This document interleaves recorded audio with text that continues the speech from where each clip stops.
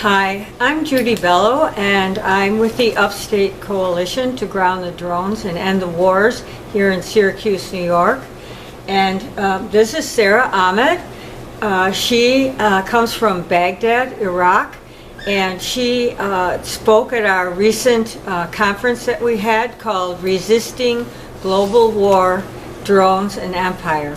So I'd like to just give Sarah an opportunity to tell us a little about her life in Baghdad. She lived there for her entire life until 2010, and she spent the entire Iraq war in Baghdad. So we're going to start, I'm going to start by asking you, Sarah, what was it like when you were growing up there before the war? I think, thanks for introducing me to a new one. And I think before the war we had like a very nice house, and in my opinion it's very nice, with a big garden, and we used to play and stuff. So it was kind of a normal lifestyle, because everything was to a certain level. It was safe, and everything was stable. I see. Yeah. And so I understand you had a big family, and so what did your father do for a living? Okay, so we were 8 in total, with my dad and mom included, and my dad used to teach at first at the University of Baghdad of Engineering. Yes. And then he went to College of Science and Technology, also in Baghdad, and he used to teach postgraduate degrees. I see. Yeah. So you had a pretty good life. Yeah, I would say I'm thankful that I had a really good life. Did your mother feel like she was like unhappy, or like sort of like she was being persecuted in your lifestyle? Well, my mom is a pretty wonderful woman. She's a fighter, and I think that I got a lot of my like strength from her, because with all the things that being like done, or that's how this society perceives women, she got a very like good education. She is also an engineer. She had, of course, to stay with all of us, because my mom had always worked, and somebody had to stay with the children, and she did. And with all the war, with the sanction and all the things that been needed, my mom was always there. Well, when there was no clothes to be like bought, she made us clothes, and she made everything from scratch, and it was just wonderful, That sounds great. Yeah, maybe if you asked her, she would feel that she kind of like maybe most of Iraqi women, they kind of feel that their rights kind of got reduced a bit, or Yes. they didn't have a full not a full life, but a lot of chances, a lot of opportunities for them to flourish, or to have what they really want to do. But I feel that she, looking at us and looking at where we all are in this life now, she would be very proud of herself. Very good. Us. So then in 2003, Yeah. there was a violent invasion of Iraq, and specifically Yeah. of Baghdad.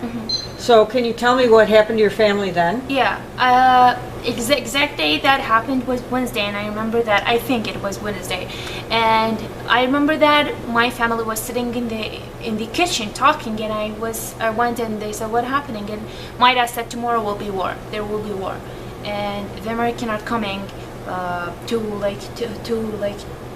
to invade Baghdad, to break the system, and to take Saddam Hussein out of the government." And I was confused, because until that time I didn't know anything. I know that the political situation was kind of like it was on the edge, and something like ought to happen, but I didn't know that it's that soon. So we just left for like a month. I think we went to a village outside Baghdad, but then we went back with like my family. And after that, of course, everything deteriorated, and everything is going down the hill since then. So, for instance, Yeah. did you have good drinking water after that? I won't say that, because after the invasion, actually, before that there was a lot of places in Iraq that get cuts in water sometimes, and there's a bit of places that get water all the time. But we are a country that we have two like rivers, so we are always have water, should have water there flowing to the houses. But after the war, even when I remember now, even in my house there was a lot of water cuts. Yes. And sometimes we don't have water most of the times, you know. I see. And before invasion, I remember that, I don't know if it's because of the sanction or because the water is cleaner, you know. We always used to drink tap water, just the normal water. But after that we couldn't. We always bought like canned water to drink, you know, to drink sterilized water, because after the war there's a lot of, when people got killed, most of them got thrown in the river, and it got contaminated, the water. This is what, like, even if you ask like water companies and stuff, and people in Iraq that are responsible for that would say the same thing. I'm not making it up. And also after the invasion, all the political, not the political, but the governmental organization and the companies for like weapon and stuff, and all these like things that can be contaminated with depleted uranium, with a lot of different chemicals, at the tanks and all that, got like the public used them, and most of them got trapped in the river. So it's kind of, it got contaminated. People stopped drinking from the tap. That's what I'm saying. So some time passed, and then something happened in 2006.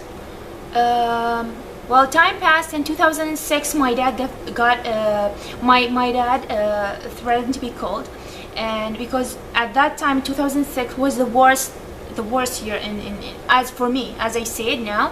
Until this moment, I left 2010, so I cannot talk about 2010 until 2013. But until 2010, 2006 was the worst year of like the Iraq after the war, you know. And 2006, my dad threatened to be killed if, and my brother was in the U.S. studying for an exchange program, and also got threatened if he came back, it will be very dangerous for him to be there. Why? Because 2006 was very dangerous. A lot of boys were being killed. It's kind of bombings and explosion was happening all the time, and just when you go outside and you walk on the street, there's like you will see bodies lying down. I remember that when I used to call. Okay, so let me say that so I can say what I want to say in order. Okay, so my dad got threatened and he had to leave. He and my family also. My mom left, the first one to leave, to go and see my brother, because he already was in Jordan, you know. I see. Yeah, because he came back, but he was in Jordan. He stayed in Jordan, and then my mom went to Syria. My dad went to Jordan.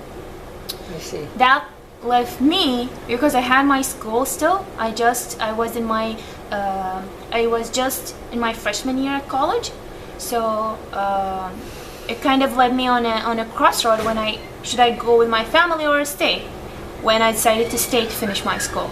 I see. And so when you went to college in Baghdad, you had to go through, was it a difficult application process? And what did you want to study? I wanted to be, since I was a kid, I always wanted to be a doctor. And when I got graduated, I got a very high degree, so I applied to medical school and to dentistry also, because I really wanted to be a dentist. And I got accepted at like the best college in Iraq, which is the Baghdad University at that time, and I got accepted in the dental program, the dental school. I was so happy to get accepted at this high ranked school there. Yes. I'm talking about Iraq, you know. And it was like kind of my life is taking, even if it was war, but my life was taking a right path, and my family was there still. But then that happened in 2006, you know, and they had to leave. So, and you decided to stay. I decided to stay, and I my mom objected my decision because she thought it would be very dangerous for me to stay, and she knows that no one will be able to go back with me, especially my dad.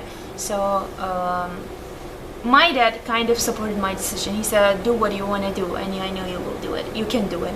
So I decided to go back. Good for you. So you studied dentistry through that time in Baghdad, and it sounds like you had a bunch of projects that you and your friends did while you were there to kind of alleviate the stress. Yeah, well, during the time that I stayed at school, I was blessed to have many friends that were so supportive of me being alone in there. Not a lot of people knew that I was alone, and we kind of, after 2009, 2010, we worked on like a bunch of us medical students from dental and like medical school joined effort to create these programs to support our community, because we thought and we think still that it needed it, you know. Some project that like dealt with the institute for disabled people, and this was the major, and still people are still working on it because most of us left, and we support them still with our with encouragement, you know. But they are who are doing the real job, who are staying there because it's there, you know, in Iraq. Yes. And some project deal with like creating brochures, funded like raising money to get to print out the brochures and to get going with like distributing them and stuff.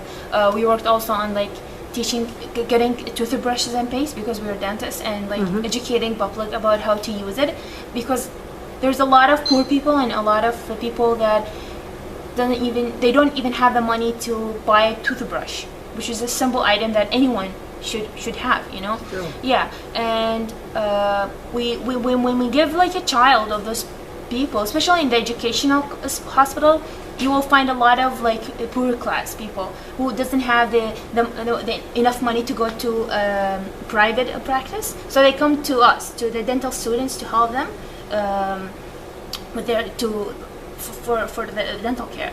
And we go and like we talk to kids about how to use toothbrushes, and we give them like a bag with toothbrush and like a toothpaste to use. So that's great. And meanwhile, around you, there's still a war. Of course. And so you told me that you had one incident where someone tried to kidnap you. Can you tell me how that happened? It was actually it was in the car, and the person it was another car that came, and it has two people in it, and it was me and my mom in the car, and they both pulled up a gun on us to get out of the car, you know. But at that time I opened the door just to get out. Yeah. But I didn't want to leave my mom, because the only thing that she was doing is doing this. Oh, she was terrified. She was just like staring, and I think at that moment she was thinking what she should do, you know. Yes. And it all happened in minutes, so you think it's a long time, but it's not actually. It's just minute, you know. But people heard like Were them you talking. screaming? No, not you. Not I wasn't screaming. My mom wasn't screaming. I was just telling her, "Mom, get out, you know." Yes. I was shaking her, but he was screaming. He was like, "Get out!" You know, get out of the car. He was more terrified than us, and people heard him. And when he saw, and the people didn't come because they were afraid he had a gun. But when he saw that there was some movement, you know, they just like took my mom purse and whatever that they can snatch, and they just drove away. Yeah. So after all this, you graduated. I graduated in 2010. I have a bachelor in dental science and oral surgery, and I'm very proud of that. You should be. And so you had to do an internship or a residency. Is that true? Yeah, it's true. I have to do a residency program, which all degrees require. But then I have to not to stay at the capital. I can stay only for like months or 1 year maximum. But I have to go to another like provinces and faraway villages from the specific place that I live in, and it was hard for me to do that, especially with my family pressuring me to leave Iraq because I Yes. already now have my degree. So I went to Jordan and I practiced there. I worked for a while before I come to the United States. I see. And so, how did you find your way to the United States? I applied. I wanted to go to. I wanted to study at the United States because I think it's a worthwhile education, and after that, and after I know an organization called the Iraq Student Project, and through them I applied to universities at the United States, and I got accepted at the University of Rochester. And again, you lived alone in Damascus, in Syria. Oh yeah. when you were in that program. Yeah. For how long? Meanwhile, I had to stay in Syria for a year. By yourself. Yeah, by myself. And you didn't have a man living with you. No, of course. Yeah. Okay. I did. And so you had that program, and you were able to come here to the University of Rochester. Yeah, I finished it. After I got the application going and I got accepted and all that, I managed to come to the United States and study for 1 year at the University of Rochester. Yes. And so, for personal reasons, you went back to Jordan. Yeah. And we need to move on here. So I wanted you to have a chance to talk about your current project that you're going to do, that you're going to pursue during your internship at Stony Point. The one at the internship or the one that I'm actually working Well, on? the one you're actually working on, which I understand you're going to do more of for your internship. Yeah. So tell me what you're working on right now. Okay, right now on April 24th, we were talking, me and my friend, and we had like a Skype date, and we were just talking, and she suggested an idea for me because she's going back home soon too, and she said, I don't want to go empty-handed, I want to do something, and do you want to do something with me? And I said, of course, I always want to do something back. So what are you doing? So what I'm doing is that we have this project which is called Because I Love Peace, and it is basically a project based on exchanging letters between the United States and Iraqi people, and by that we want people to it's just to spread love and peace, and because I am anti-war and I'm a peace activist. I want people to see what I see when I come to conferences and when I see peace activists and how their work, and I want people in Iraq to know that, and what a better way than a letter, and a personal, physical letter written by an American person, or even anyone that on the west side of this world, across sea, and showing them that we are against the war and we care, just to spread love and peace inside people's heart, peace within. So Sarah, in general, how do people in Iraq feel about Americans and about the assistance they got from America through the war? I would not generalize in my talk. If I say anything, I don't mean to offend anyone. I'm just saying what my perspective, I think that most of Iraqi and most of the people that I encountered in my life hate the United States, which is normal, They feel angry. They are angry. Those people invaded them, and nothing is going right from that point, And this hate, I think it's directed in misdirected in a way that this hate not only directed the government of the United States, it's about the United States as a unit, which is people, government, everything, Yes. It's just this piece of the world. So you think that by the letters will allow people to see a different face of Americans? Yeah, I feel that because for me personally, it will affect me, it will affect my friend that is helping me. I think that if we took these letters and showed it to people, they will have a physical evidence in front of them, and when you read something and you will see a difference, that would change something inside you. You would see another perspective that you didn't think it existed.